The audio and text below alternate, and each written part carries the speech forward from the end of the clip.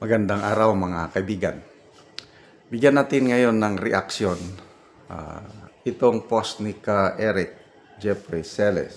Sabi niya, "Here it is now.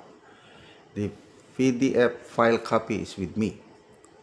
The Marcos-Romualdez alliance is breaking up soon. And please read and share the explosive memo below. True or false? Totoo ba ito or fake ito?" So, ito, opinion, reaction ko lang ito ha. Si Jeffrey Celes din, may isinare siya na leak memorandum from the Office of the Executive Secretary. Nagtatanong siya kung true or false. So, basahin ko lang sa inyo. So, disclaimer ito, baka ma-charge naman tayo ng fake news. So, nagtatanong, sana ang Office of the Executive Secretary magbigay ng kaliwanagan, i-deny or i-confirm kung totoo itong document na ito. Okay, Office of the President, Malacanang, Memorandum for the President from the Executive Secretary through USEC Mary Lynn Lagimon, Office of the Appointment Secretary. Subject, Lailo Survey Presentation on April 8. Date, April 15, 2025. Okay, number 1. This pertains to submit a post-meeting report on the Lailo survey presentation the undersigned attended on 8 April. Attendees for the presentation are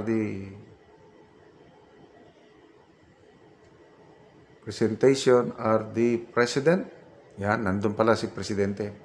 DILG Secretary Rimulya, OPC Secretary Ruiz, PMS Secretary Masulat, Congressman Tiangco, OPC Jose Castro, Sir Juni Lailo, Mr. Ron Lailo. Okay, naririnig ko itong Lailo survey nung election ng 2022. So ito, nag-present sila ng survey result nila sa Malacanang noong April 8. Sir Juni Lailo presented the latest poll.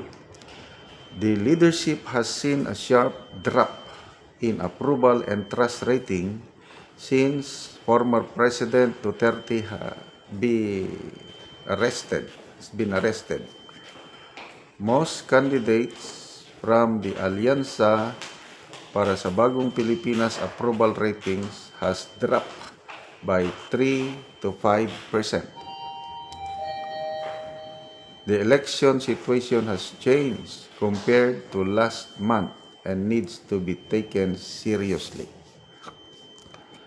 Continue to expand the government's good governance measures on people's livelihood issues, actively promote low price rice project. O kaya pala may 20 pesos per kilong bigas na yun.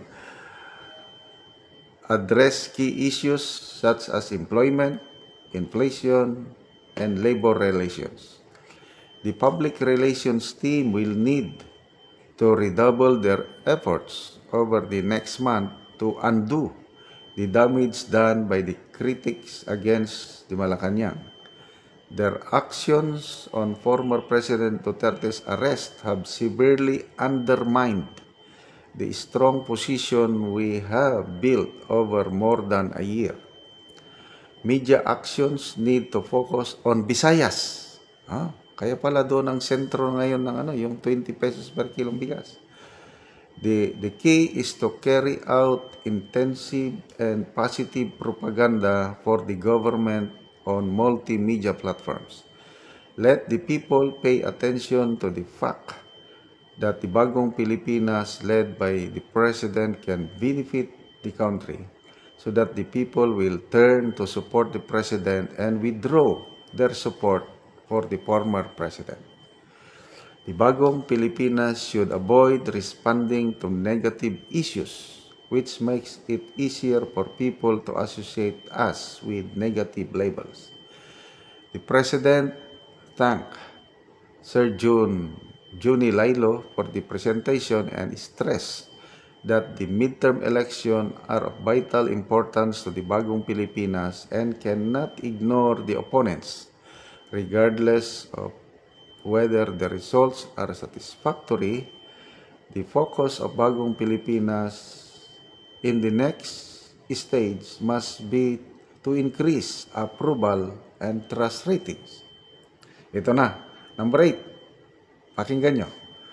DILG Secretary Rimulya said, corruption was rampant in Congress under Speaker Romualdez leadership, which significantly lowered the Bagong Pilipinas approval and trust rating during the campaign. Even the military has expressed this dissatisfaction many times. The President need to make a determined effort to replace the Speaker. Ulitin ko. The President need to make a determined effort to replace the Speaker. The President acknowledged that a strong Congress leader could effectively improve the government's approval and trust ratings and said that will consider to place Congressman Chanco as a Speaker candidate if the result in the House is unsatisfactory. Congressman Chanco said he would adjust the campaign strategies according to the current election situation, especially in media. The opponents' actions have seriously interfered with voters' judgment, which is the main reason for our decline in approval and trust ratings. The President instructed him as campaign manager to fully advance the media actions and make sure it is funded and logistically ready over the next month. For the President's reference, signed Lucas P. Bersamin. So, ito po yung document. I don't know kung paano nakuha ni Jeffrey Celes. I don't know kung totoo ba ito o hindi. Kaya nagtatanong lang si Eric. Ako lang nagtatanong. I-share ko lang din sa inyo kung ano ba talaga. Totoo ba itong document? Ang totoo is talagang bumabagsak ang rating nila. Totoo, yung sinasabi ng document lang, opinion ko lang ito.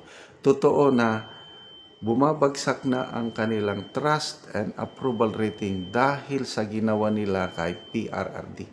Maraming tao galit ngayon, lalo na sa Mindanao and Visayas. So, yung sinasabi ng document, mag-focus ng Visayas. Ito na ngayon. Sinisimulan na nila ang pagbebenta ng murang bigas sa Visayas. So, how true yung sinabi sa document na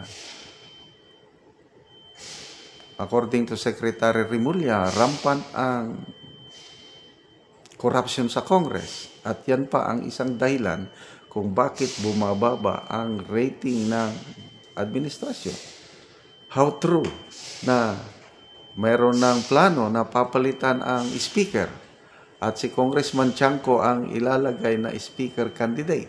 So, these are all speculations at bahala na ang taong bayan anong paniwalaan. Sana sagutin ito ng palasyo kung totoo ba o fake itong document na ito.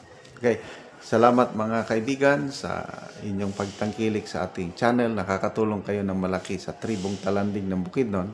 Dahil ang sweldo natin sa channel na ito is tinutulong sa tribo. Namimigay tayo ngayon ng mga yero at pako para ma-repair ang sira-sirang bahay ng tribong Talanding. Panoorin nyo ang video na ito. Upod ni ang natabangan na magyero. So ako silang bisitahon. Ayo! Maayong udto. Oo. Oo, sige. Ug karon mao na ni ang nahatag sa ilang nga yero. So nakaatop na gid sila. So nindot na gyud nga tan-awon. Nakod pre. So karon unsay imong maistorya bahin sa nahatag sa inyo ang yero ug karon maayo na ang inyong atop? Nagpasalamat ko sa Ginoo og sa nagtan-aw sa video. Og sa nag-sponsor ani nga matagaan mi kay para dili na mi maulanan. Og nang hinaot usab ko nga dagan pang matabangan kay dagan pa ang nanginhanglan. Og dili pud mi makabalay kung wala mi na tagaan ani kay karon nga panahon lisod jud kaayo. Munang nagpasalamat jud ko kay naay nag-sponsor ani nga siya gyud ang gihikap sa Ginoo nga siya mohatag sa amo og yero. Og salamat jud kaayo. Sige, salamat.